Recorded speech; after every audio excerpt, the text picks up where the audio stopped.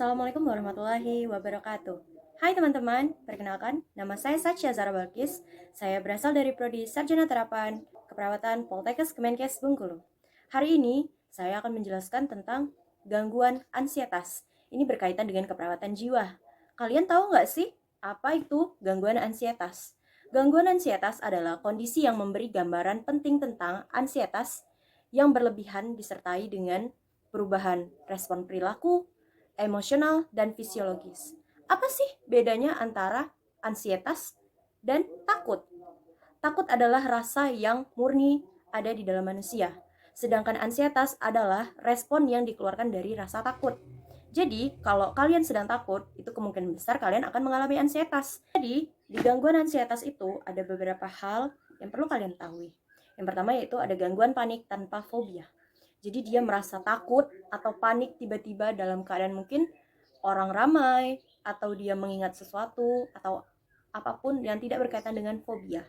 Lalu kalian harus tahu juga ada gangguan fobia berkaitan dengan sosial atau yang lebih spesifik. Seperti yang kalian ketahui, kebanyakan orang itu takut dengan laba-laba. Jadi dia fobia dengan laba-laba, atau dia fobia lebih ke hal-hal yang sebenarnya sepele. Kadang sampai pernah lihat ada orang fobia sama nasi. Jadi gimana dia makan?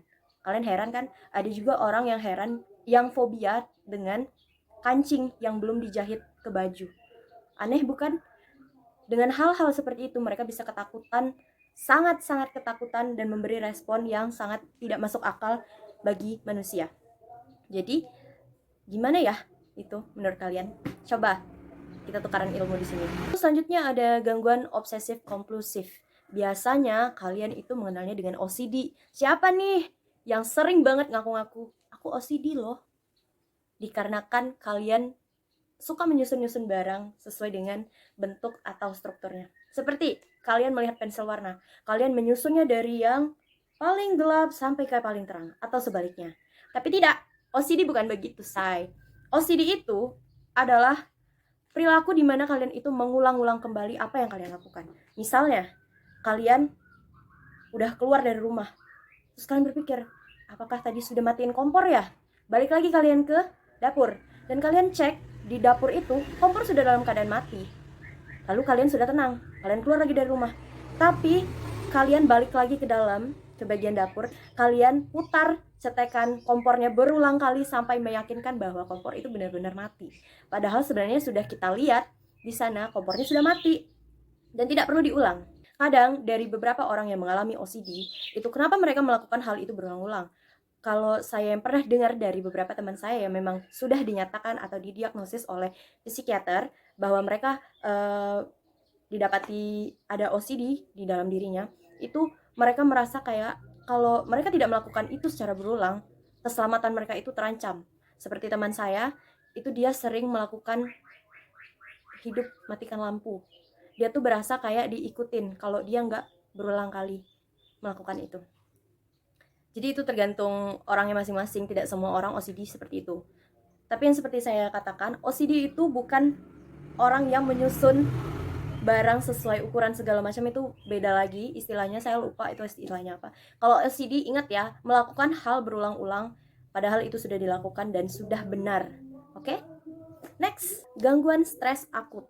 Nah, gangguan stres akut ini adalah gangguan di mana kalian itu merasa sangat-sangat stres pada saat apapun, di kondisi apapun. Mau di saat lagi rame, lagi banyak orang, lagi sepi, kalian bisa merasa stres, kalian merasa tertekan, kalian bisa menangis, dan segala macam. Kalian banyak nanti mengalami perubahan seperti kalian mulai mual, muntah, terus merasa keringat dingin, jantung kalian berdebar-debar lebih cepat, nadi kalian meningkat. Itu adalah tanda-tanda dari gangguan stres akut.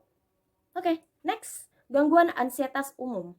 Gangguan ansietas umum ini biasanya mungkin banyak ya yang ngalamin. Kayak misalnya tiba-tiba takut di keramaian karena nanti takutnya dijamret atau segala macam. Kemungkinan begitu ya. Gangguan ansietas akibat kondisi medis. Jadi semisalnya kita sedang dirawat di rumah sakit, itu kecemasan akan hal-hal yang akan terjadi di rumah sakit itu sangat banyak. Terutama yang banyak kita alami itu takut dengan suntikan. Pada saat perawat mendorong troli, untuk memberi obat atau memberi makanan untuk pasiennya, itu kita sudah mulai panik. Kita takut kalau misalnya perawat itu datang ke kamar kita dan menyuntikkan suntikan itu yang berisikan obat yang seharusnya masuk ke badan kalian, kalian bakalan takut. Kalian merasa seperti tertekan, kalian bisa menangis, kalian bisa marah, kalian bisa memberi respon yang sangat di luar nalar. Yang seharusnya memang itu yang dilakukan oleh perawat itu sudah benar, tapi kalian seperti memberi respon yang sangat tidak masuk akal di akal manusia. Lanjut lagi ke gangguan ansietas akibat zat. Ya, kalian tahu lah zat apa. Ya, narkoba, narkotika, atau ngelem. Kalau ngelem, kalian pasti bakalan ansietas. Kalian merasa kayak seperti ada orang mungkin ingin membunuh kalian. Karena proses di dalam otak kita sudah berubah. Jadi banyak kayak, kita nyebutnya halu mungkin ya.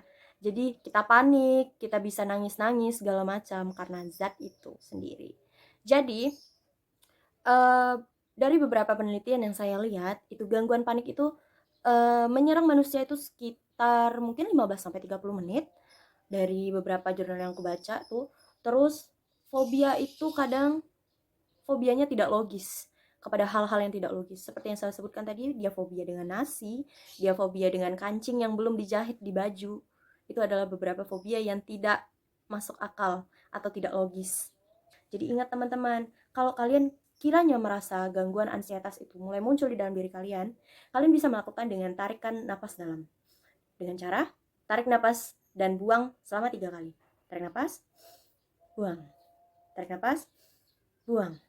Tarik napas, buang. Berulang kali lakukan itu sampai keadaan diri kalian tenang. Kalian akan merasakan bahwa, oh iya, tidak ada gangguan ansietas, atau saya tidak merasa tertekan lagi.